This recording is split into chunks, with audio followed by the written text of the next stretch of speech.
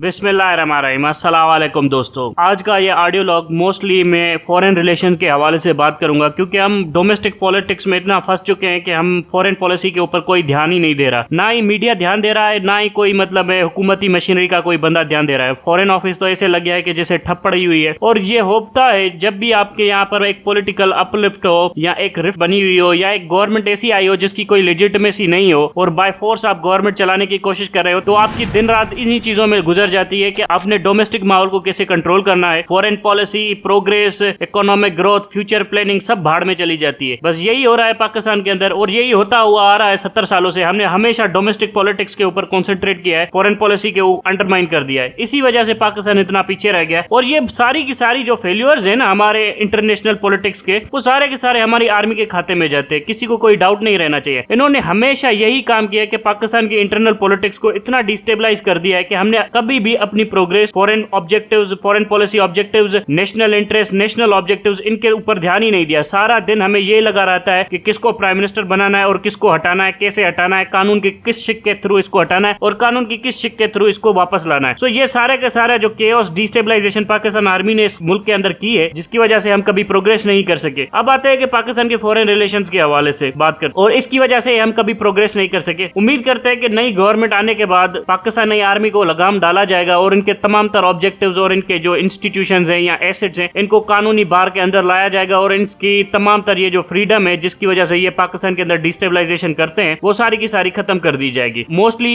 इसको करने के बड़े आसान तरीके है कि आपने आर्मी चीफ को प्राइम मिनिस्टर के ताबे कर देना है। प्राइम मिनिस्टर के ताबे करने से भी ज्यादा बेहतर है कि आप उसको सेक्रेटरी डिफेंस के ताबे कर दे और सेक्रेटरी डिफेंस जो भी ऑर्डर करेगा वही फाइनल ऑर्डर होगा। ये जो मिलिट्री जनरल्स वगैरह जो ऑर्डर करते रहते हैं ना, ये सारे के सारे फजूल हो और सेक्रेटरी डिफेंस आप एक सिविलियन लगा दे, बस इससे ही ये सारी की सारी फौज निपट जाएगी। बहरहाल आते हैं पाकिस्तान के इंटरनेशनल ऑब्जेक्टिव्स और फॉरेन पॉलिसी के ऑब्जेक्टिव्स की तरफ। पाकिस्तान का जो मेजर फॉरेन पॉलिसी ऑब्जेक्टिव होना चाहिए ना इन दिनों में, वो दो होने चाहिए। सबसे पहला ये होना चाहिए कि इंडिया का ग्रोइंग पावर कर्टेल करना है, कैसे भी इंडिया को डिफेंसिव पे लाना है और इंडिया की ग्रोइंग पावर है, इकोनॉमिक पावर हो, फॉरेन पॉलिसी की पावर हो या इन्फ्लुएंस हो इन द ग्लोबल इंस्टीट्यूशन, वो सारा का सारा हमने कर्टेल करना है। दूसरा सबसे बड़ा पॉलिसी ऑब्जेक्टिव जो हमारा होना चाहिए वो ये होना चाहिए कि हमें अपनी इकोनॉमिक ग्रोथ हासिल करनी है, हमें अपने रीजनल एलाइज बनाने, हमें अपनी फॉरेन पॉलिसी को इस तरह से टो करना है जिससे हमें मैसिव इकोनॉमिक ग्रोथ हो। अब यहाँ पर बहुत सारे स्कूल्स ऑफ थॉट अवेलेबल है पाकिस्तान के अंदर। कुछ लोग कहते हैं कि आप इसराइल के साथ ताल्लुकात बना ले, कुछ लोग कहते हैं आप इंडिया के साथ ताल्लुकात बना ले और इससे आपकी इकोनॉमिक ग्रोथ वगैरह हो जाएगी। सवाल यह है कि ये लोग क्लेम कहां से करते हैं? क्या इनके पास कोई फैक्चुअल एविडेंस है, कोई ऐसी रिसर्च रिपोर्ट है जिसे ये लोग साबित कर सके कि अगर हमने इंडिया के साथ ताल्लुकात बनाए तो हमारी इकोनॉमिक ग्रोथ होगी, अगर हमने इसराइल के साथ ताल्लुकात बनाए तो हमारी इकोनॉमिक ग्रोथ होगी? ये सारा सर ड्रामा करते हैं, इमोशनल बेस्ड या किसी की लॉबी के तौर के ऊपर पाकिस्तान के अंदर ये ड्रामा थ्रो करते हैं। इनके पास ना कोई फैक्चुअल ग्राउंड वर्क होता है, ना ही कोई ऐसी रिसर्च रिपोर्ट होती है जिसकी बुनियाद के ऊपर ये सारा का सारा टॉल क्लेम पेश करते हैं। बस ये कहते हैं कि इससे आपके रीजन में स्टेबिलिटी आ जाएगी और उसके बाद आपको इकोनॉमिक प्रोग्रेस करने का मौका मिल जाएगा। और इसके सपोर्ट में ये एविडेंस देते हैं कि बांग्लादेश ने भी देखे ना किस तरह से अपनी इकोनॉमिक ग्रोथ की है और इंडिया के साथ ताल्लुकात बनाए और उसके बाद उसकी इकोनॉमिक ग्रोथ बहुत ज्यादा बढ़ गई है। सवाल ये नहीं है कि बांग्लादेश की इकोनॉमिक ग्रोथ बढ़ी है या नहीं बढ़ी है। और मैं फ्रेंकली बता देता हूं कि 50 साल हो गए बांग्लादेश को भी आजाद हुए। 50 सालों में बांग्लादेश ने भी कुछ खास उखाड़ा नहीं है। जिस तरह से लोग उसके बारे में बोलते हैं कि उन्होंने ये कर दिया है, वो कर दिया है, इतनी कुछ ज्यादा तरक्की भी बांग्लादेश में नहीं आई है। इसी तरह से 70 साल हो गए इंडिया को आजाद हुए और इंडिया ने भी कुछ खास उखाड़ा नहीं है। ये यहाँ पर बात करते हैं कि हमने बहुत कुछ कर लिया है, बहुत कुछ हासिल कर लिया, वो वगैरह सब कुछ झूठ है। इंडिया को भी जितना कुछ खड़ा करने में हाथ है वो अमेरिकन का है। अमेरिकन पैसे देते रहे ताकि इंडिया इतना क्रैम्बल ना हो जाए, ताकि चाइना इजीली ऑक्यूपाई कर ले। सो चाइना को मैच करने के लिए इंडिया के ऊपर अमेरिकन बहुत ज्यादा इन्वेस्ट करते रहते हैं। सो ये बात भी लोगों को वाजे रहनी चाहिए। अब आते हैं कि बांग्लादेश के साथ हमें कंपेयर करके ये बताते हैं कि बांग्लादेश की इकोनॉमी कहां पर ग्रो कर गई, उन्होंने इंडिया के साथ ताल्लुकात बनाए। हकीकत यह है कि बांग्लादेश ने बहुत नेशनल सिक्योरिटी के ऊपर कॉम्प्रोमाइज किए, फौज भी नहीं बनाई, एयरफोर्स भी नहीं बनाई, नेवी भी नहीं बनाई, फिर भी उसकी इकोनॉमी इतनी कुछ ज्यादा खास नहीं है जिस तरह से हमें बताया जाता है कि बड़ी आला इकोनॉमी है। लेकिन फिर भी थोड़ी बहुत हमसे आगे है। लेकिन हमसे आगे कैसे है ये भी थोड़ा सोचना चाहिए। हमसे आगे इस वजह से कि बांग्लादेश के पास चोरों का टोला नहीं है, बांग्लादेश के पास इस तरह की नालायक मिलिट्री लीडरशिप नहीं है जो बार बार इस मुल्क के अंदर डिस्टेबलाइजेशन कर दे, और वो चोर नहीं है जो हमारे पास मौजूद है जिसकी वजह से पाकिस्तान की इकोनॉमी को इतने मेजर सेटबैक्स होते हैं। अगर हमने अपनी इकोनॉमी को ग्रो करना है तो हमें दो चीजें बिल्कुल क्लियर करनी पड़ेंगी। सबसे पहली चीज, हमें ये चोरों का टोला साफ करना पड़ेगा। दूसरी चीज, ये पाकिस्तान में जो भी पॉलिटिकल डिस्टेबलाइजेशन करता है, जो कि फौज करती है और जुडिशरी मिलकर करती है, इन दोनों का भी सफाया करना पड़ेगा। उसके बाद हमें चाहिए एक सॉलिड सब्सटेंशियल प्लान जो हमें बताए कि 2030 तक हमने क्या करना है। हमने अगर कोई चीज प्रोड्यूस करनी है तो कौन सी चीज प्रोड्यूस करनी है, ग्लोबल मार्केट में कॉम्पिटिटिव एज में हम कौन सी चीज प्रोड्यूस कर सकते हैं जिसके थ्रू हम डॉलर्स कमा सके। अगर हमने अपनी ग्रोथ को एक्सपोर्ट लेड ग्रोथ नहीं बनाया तो हमारी ग्रोथ तो बेकार हुई। अगर जो भी ग्रोथ हम डोमेस्टिक कंजम्पशन के ऊपर बनाना चाहते हैं या ऐसी ग्रोथ बनाना चाहते हैं कि जिसमें हम बाहर से इंपोर्ट बढ़ा दें और पाकिस्तान के अंदर कंजम्पशन बढ़ जाए, तो उस कंजम्पशन का क्या फायदा। अगर हमने कंजम्पशन बढ़ानी भी है पाकिस्तान के अंदर तो वो हमें डोमेस्टिक प्रोडक्शन से बढ़ानी चाहिए, और एक्सपोर्ट भी बढ़ानी है तो वो भी डोमेस्टिक प्रोडक्शन से बढ़ानी चाहिए। इस सब चीजों करने के लिए हमें क्या चाहिए, हमें रॉ मटेरियल चाहिए, हमें पैसे चाहिए, हमें एनर्जी चाहिए और हमें अच्छी लेबर चाहिए जो कि ये सब कुछ कर सके। वो सारी की सारी चीजें इजीली अवेलेबल है हमारे पास। रॉ मटेरियल अफगानिस्तान और भी हमारे यहाँ पर अपनी एग्रीकल्चर है, वहां से रॉ मटेरियल हमारे पास इजीली आ सकता है। कॉटन का तो most of the raw material हमारे पास आ सकता है, सीमेंट का भी हमारे पास आ सकता है। एनर्जी के लिए हमने कुछ कंसेशन रूस से लेने हैं, कुछ गैसेस अपनी डोमेस्टिक प्रोडक्शन बढ़ानी है, कुछ हमने कॉयल बेस्ड एनर्जी के ऊपर जाना है जो कि हमें अफगानिस्तान से मिल सकती है। ये भी रिक्वायरमेंट हम आराम से पूरी कर सकते हैं। उसके बाद है कैपिटल। कैपिटल मोस्टली पाकिस्तान के बिजनेसमैन या पाकिस्तान की मिलिट्री स्टेब्लिशमेंट या आपके लिए पाकिस्तान का वो करप्ट होला सारा का सारा कैपिटल लेकर पाकिस्तान से बाहर जा रहा है। अब ये भी इमरान खान को समझना होगा या हमारी नई गवर्नमेंट को समझना होगा कि अगर हमें कैपिटल चाहिए तो इन लोगों को लगाम डालनी पड़ेगी कि भाई तुम लोग बार बार पैसे लेकर बाहर जाते हो, वहां पर दुबई में फ्लैट खरीद रहे हो, लंदन में फ्लैट खरीद रहे हो, यहाँ पर भी तो कुछ लगाओ, यहाँ पर भी कोई इंडस्ट्रियल ग्रोथ वगैरह तो करो। इस पे मैं आपको एक क्लियर मिसाल देता हूँ मासायोशी की। मासायोशी सॉफ्ट बैंक का चेयरमैन है, जापान का बंदा है। उस बंदे ने प्लान किया हुआ था कि उसने टेक्नोलॉजी सेक्टर में इन्वेस्ट करना है। उसके लिए उसने बहुत सारे मुमालिक से कॉन्टेक्ट किया और एक एम बनाया कि उसने $100 बिलियन का फंड जमा करना है। पूरी दुनिया के एंटरप्रेन्योर से मिला, उनके सामने अपना बिजनेस आइडिया सेल किया और उसने $100 बिलियन